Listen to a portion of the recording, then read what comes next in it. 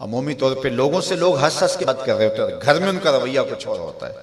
کسی شخص کی سیرت کو پہچاننے کا بہترین ضابطہ کیا ہے، یہ دیکھا جائے کہ وہ اپنی بیوی کے ساتھ کیسا ہے، اور یہ ضابطہ خود میرے حضور نے دیا۔ تم میں سے سب سے بہتر وہ ہے جو اپنے اہل خانہ کے ساتھ بہتر ہے، اور میں تم میں سب سے زیادہ اپنے اہل خانہ کے ساتھ بہتر ہوں۔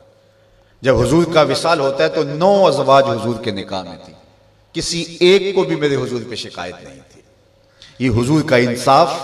ان کو وقت دینا، ان کے لیے حضور علیہ السلام کا ایثار اور ان کے لیے حضور کی محبتیں۔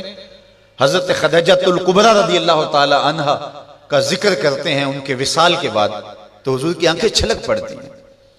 اور جانور ذبح کرتے ہیں اور گوشت کے ٹکڑے ان کے سہیلیوں کے گھروں بھیجتے ہیں۔ حضرت عائشہ رضی اللہ تعالیٰ عنہ فرماتی ہیں میرا ان سے جو رشتہ تھا تو مجھ سے نہ رہا گیا، میں نے ایک دن کہہ دیا حضور آپ اس بوڑھی عورت کا ذکر نہیں چھوڑتے، بڑھاپے کی وجہ سے جس کے ہونٹوں کے گوشے بھی رنگ بدل گئے تھے۔ تو حضور علیہ السلام کے چہرے پہ جلال آیا، فرمایا عائشہ تم مجھے خدیجہ کے بارے تکلیف نہ دو، جب پورے مکے نے میرا انکار کیا تھا اس نے میرا اقرار کیا تھا، میں اس کا ذکر کیسے چھوڑ سکتا ہوں۔ اور حضرت عائشہ رضی اللہ تعالی عنہ فرماتی ہیں کہ حضور تشریف لائے اور میں آپ خورے میں پانی پی رہی تھی، تو حضور نے مجھے دیکھا تو دودھ سے کہا عائشہ تھوڑا سا پانی میرے لیے بھی چھوڑنا، تو فرماتی ہے میں نے پانی چھوڑ دیا، حضور نے میرے ہاتھ سے آب خورا لیا، پینے لگے تو پھر رک گئے اور میرے سے مخاطبہ کرتے ہوئے کہا حمیرہ، یہ حضور لاڈ سے انہیں کہا کرتے تھے، حمیرہ ذرا بتانا تم نے ہونٹ کہاں لگائے تھے،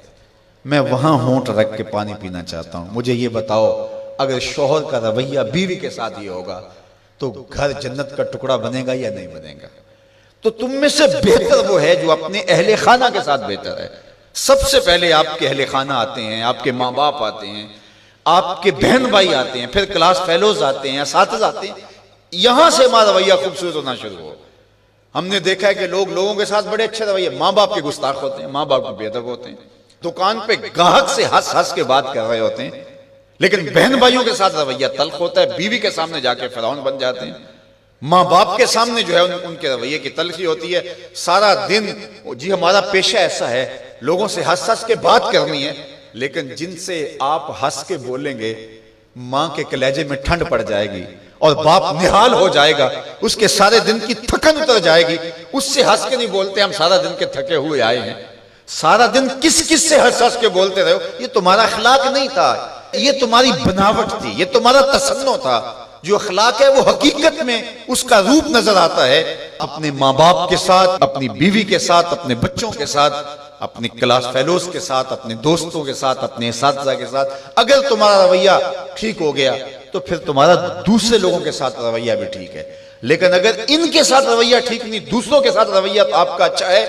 تو پھر وہ آپ مکر کر رہے ہیں، آپ یہ بھی کوئی کاروبار کر رہے ہیں، یہ آپ کے اخلاق کا عکس نہیں ہے، یہ آپ کی ضرورت کا رنگ ہے جو لوگوں کو نظر آ رہا ہے، یہ آپ کا کاروباری انداز ہے، آپ کی مسکراہٹ آپ کا کاروبار ہے، آپ کے اخلاق کا عکس نہیں ہے۔ اگر اخلاق کا عکس ہوتا تو ماں کو بھی ہنس کے ملتے۔ میں وہ جو لفظ آپ کو کہے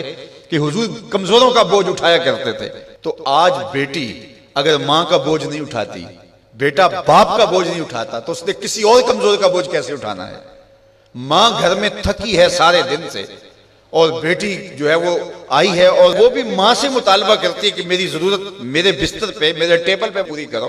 اور تھکی ماندی سارے دن کی ماں کی وہ مدد کرنے کے لیے تیار نہیں ہے، تو جو سکی ماں کی مدد نہیں کرے گی اور جو بیٹا سکے باپ کی مدد نہیں کرے گا تو وہ کسی کی مدد نہیں کر سکتا۔ آغاز یہاں سے ہوتا ہے، یہاں سیرت کا حقیقی رنگ نکلتا ہے جس سے ہماری طبیعتوں کے اندر وہ چیز عملاً راسخ ہوتی ہے۔ اس لیے میں اور آپ حضور کی سیرت کو اپنی روح کے اندر اصل طور پہ اتاریں اور وہ ہمارا جزو لا ینفک بن جائے، وہ ہماری فطرت ثانیہ بن جائے، وہ ہماری عادت کا حصہ بن جائے، اور وہ خوشی اور وہ مسکراہٹ جو محض کاروبار کے لیے اور عادت کے لیے نہ ہو بلکہ انسان کی طبع کا حصہ ہو، وہ آپ کے غم غلط کرے گی، وہ آپ کو طمانینت قلب دے گی، وہ آپ کو قرار باطن عطا کرے گی۔ ویسے ہنس ہنس کے بولیں تو وہ ایک مکر ہوگا، اس سے تو جبڑے تھک جائیں گے، اس سے تو جو ہے وہ آپ کو کچھ فائدہ ہونے والا نہیں ہے۔ تو آئیے میں اور آپ اپنے آپ کو حقیقی عملی زندگی کی طرف لے جائیں۔